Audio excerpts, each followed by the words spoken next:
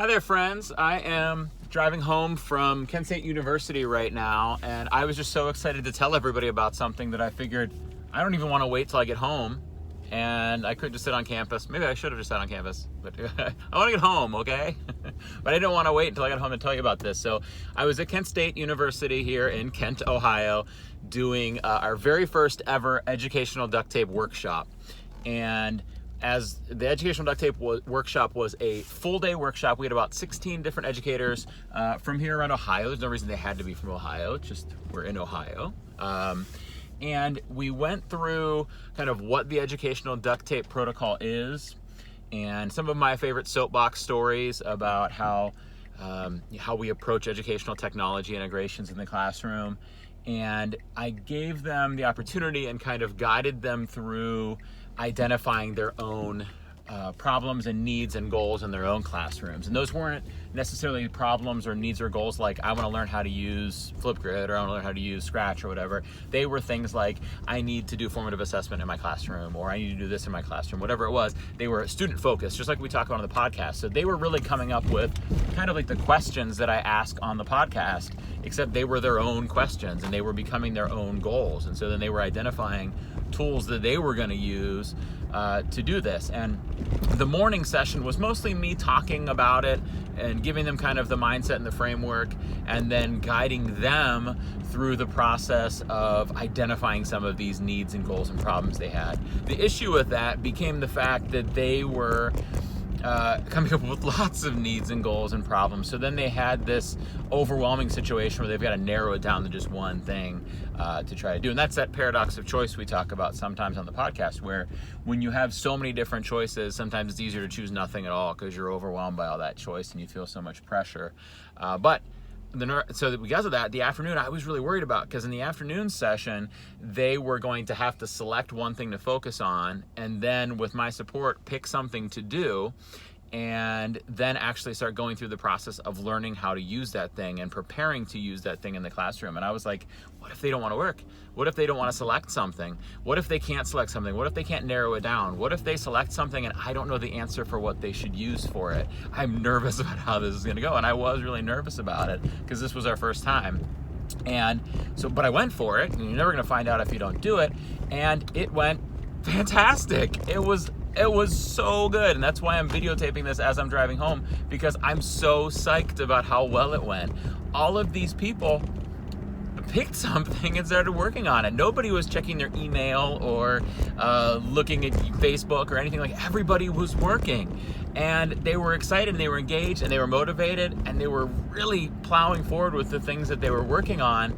And it proved what I know and what people think about professional development. Like, teachers should have a choice in what they're learning about. And so I was giving them a choice. And by the way, Kent State University and their Research Center for Educational Technology and Annette Kratkowski, who runs it, like, big credit to them for buying into me coming in and doing this vision there and saying, like, yeah, we want to support you doing this. But we were right that the teachers really did appreciate being trusted with this, and they took on the responsibility to do this without somebody saying, this is the thing you have to learn. They picked something and then actually did it. And that's just like, yes, you guys. I took my hands off the wheel for a second there, sorry.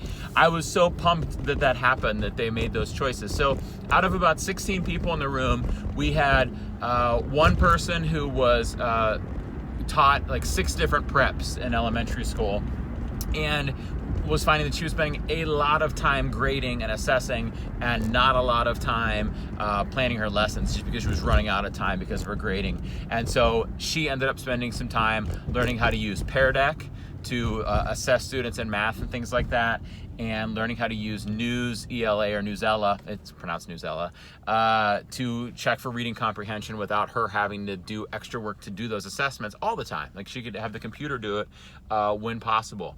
We had another person who their problem that they identified was that they were the kids, when they finished work a lot of the time, they were kind of goofing around and wanted to know if they can just go watch videos on YouTube and things like that. So she wanted them to have some choices, but do things that were productive in the classroom. And so she, at somebody else's suggestion, ended up selecting a whole bunch of sites that she approved and putting them into links on Google Classroom, so her primary students, her first graders, could always access them whenever they wanted to. Another student, or another teacher who you're going to be hearing about on a future mini episode of the podcast, said, you know, I'm noticing that some of my kids are ready to move to newer and better tech tools. They've mastered, even though they're first graders, they've mastered these basic ones. They're ready for more. So she started developing choice boards. That's amazing. That was huge. And then we had another person who, in social studies, was realizing that he needed to differentiate the way he was teaching, and he had a lot of students missing school, and then it was hard to get them caught back up with the things that they missed in class. He could have them read the notes or read the book, but it really wasn't the same. So he wanted to start doing video in his classroom. So what he was talking about doing was potentially recording a screencast of himself in Screencastify and then putting it into Adobe Spark along with some picture content and some text content, that's so cool. That's amazing that he was doing that based on the need he identified of the differentiation that he needs to do. We had a person who's a first grade teacher, and her students are learning about animals, and she wanted a way for them to show her and to show each other what they had learned about their different animals. And currently they just do paper-based projects, which is fine, but she wanted a way to start giving the kids some exposure to using technology. So she was looking into different presentation tools that she could potentially use in her classroom. One that she considered was Google Slides, to give them some basic knowledge of Google Slides. And she was also looking at another one that I had never heard of. I can't remember what it was called. Wixie. I think it was called Wixie.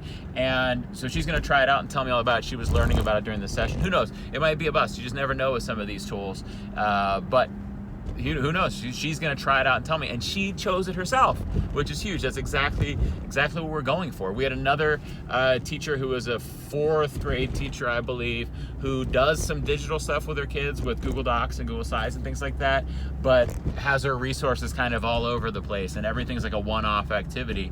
And she's like, why aren't I using Google Classroom to put this all together? And I'm like, I don't know why you're not. So she's gonna start using Google Classroom to put this all together in one place. Gosh, that's only like half of the people, but there were so many other people. There was one person, a leadership person, as a director of technology, or I don't know what the actual term is, who is working on having his creating a space where different people across their whole district could have a shared planning space. So he was looking at different planning spaces that they could use to collaborate and prepare resources and things like that.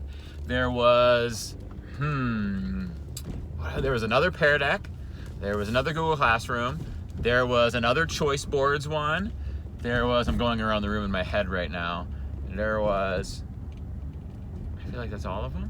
No, there was a formative assessment one. So she was going over which formative assessment tools to use. So as we talked through it, we really were able to kind of narrow it down and work our way through what she's actually trying to achieve, where she also wants to differentiate her pace a little bit. She wants kids to be able to progress from what they're doing at different times. So she wanted a way to assess the kids formatively, but have them do the assessment whenever they're ready to. So I was like, I think quizzes is probably the best for that. But she ended up looking at some other ones too. And then she was looking at something else. But this was another thing too, where she had like 3 different things, and I'm like, you gotta pick one to do first. You really do. You can't do them all at the same time.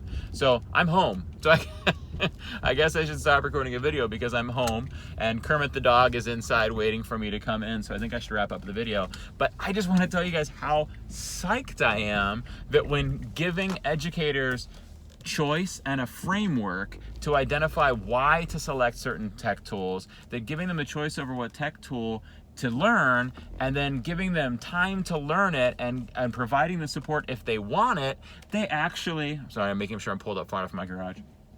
That's perfect right there. They did it. Hey, we could trust these adults to guide their own professional development. Who knew? Who would have thought of that? And we're all like, I would have. So I'm gonna let you guys go now. If I don't talk to you again in this format, I hope you have a wonderful December, a wonderful holiday, a wonderful weekend, because it's Friday. All right, peace out, everybody.